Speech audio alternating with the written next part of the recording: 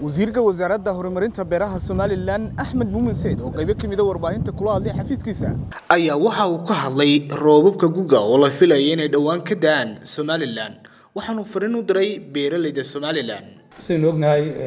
waqtiyada roobku inoo bilaabmi jiray bisha saddexaad March 25 ayuu inta badan Somaliland roob ka bilaabmaa waanu filaynay runtii maalmahan roobku inuu bilaabmo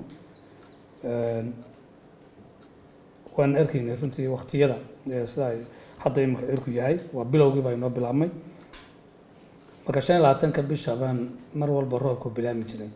iyo wixii ka dambeeya laakiin maanta waxaad moodaa inuu ka soo horeeyo roobku saaka warbixinta igu siiyay waaxda saadaasha hawada waxaan halkan ku haynaa bilowga roobka guga 2020 oo inoo bilaabmaya 21 March ilaa 22 iyo 23 saddexda maalmood roobku wuxuu ka bilaabmaya gobolada galbeedka Somaliland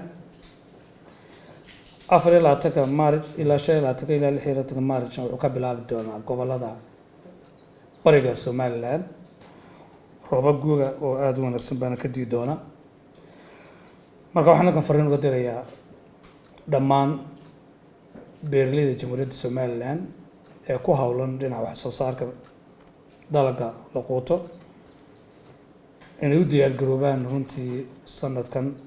siday u xoojin lahayn wax soo saarka oo sanadkii dhaweyd ay naga tagay 2019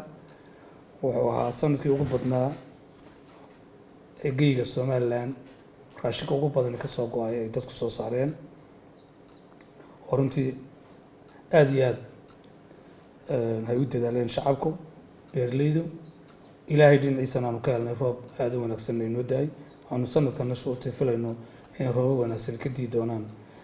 jamhuuriyadda Somaliland sidoo kale waxa uu ka hadlay koronkorta uu ka tagay ayuxu oo saameyn ku yeelan karta beeralayda Somaliland markuu curto roobka gugu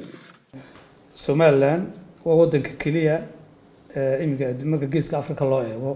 waqtiga waana dhawan sii diyaar garoobay waxaanu markaan ogaanay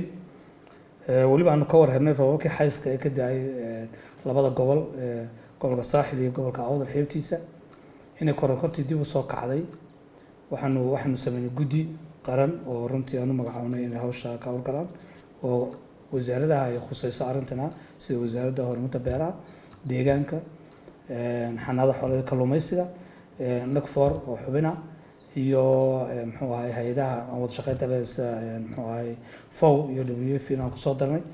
iyo madaxa muxuu ahay food security Somaliland oo soo hay'ado dhan soo hoos yimaadaan marka guddidaas aanu magacaabno guddidaasi muddo bil iyo baraba waxay ku shaqeeyaan xafiis wasaaradda kamid ah oo ay joogaan ilaa imika waxaanu sameynay qorshayaal waxaanu sameynay qaabkii loogu diyaar garowi lahaa waxaanu dirnay maalmeedkii dhaweytay laba tiim oo tiimna u baxay gobolka saaxil tiimna u baxay gobolka awdal xeebtiisa loo hayo ilaa iyo sayla bari maahin saan dambana waxa bixi doona 4 tiim oo iyaguna kormeer soo sameyn doona meelaha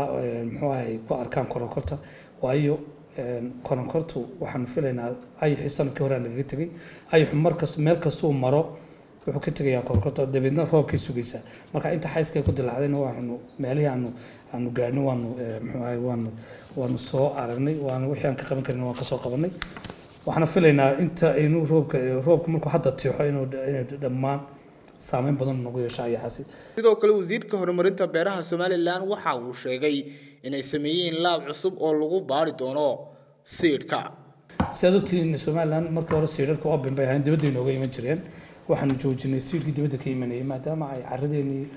aanu ka aragnay inuu waxyeello badan u geysay waayo wadamadan adduunka ee dibadaha isku cimilo maniin waxa jira wadamo barafa oo seedka wadanka ka soo baxay aanu caradeeni ku soo baxay saadadii laab baanu sameynay imika dad doontiin wada arkaysaa oo laab ilaa soo baanu keenay waa la rakibayaa uu socdaa saaka wada arki kartaan koorna uu noo yaalay marka waxaanu doonaynaa seedka inaanu anagu sameyno marka qolo soo seedka leeyahay sameynay labadii sano imika joogay waxaanu soo saarnay ilaa 450 tan oo maseera waxa saaka lagu maqayaa abuurin oo kaydkiino ah dibadna waanu soo qaadanaa waxaanu qaybinaa gobolada marka anagu wasaarad ahaan gobol walba waxaan doonaynaa isku duwaheego inuu dadka deegaanka seedka siiyo marka kaasi waa hawl aan doonaynay wasaaradda dabasho wayna hadda sanadkan tii horeysaan bilaabnaa in dadka ka soo qaybin Rahmaan Ibrahim dalka TV Hargeysa.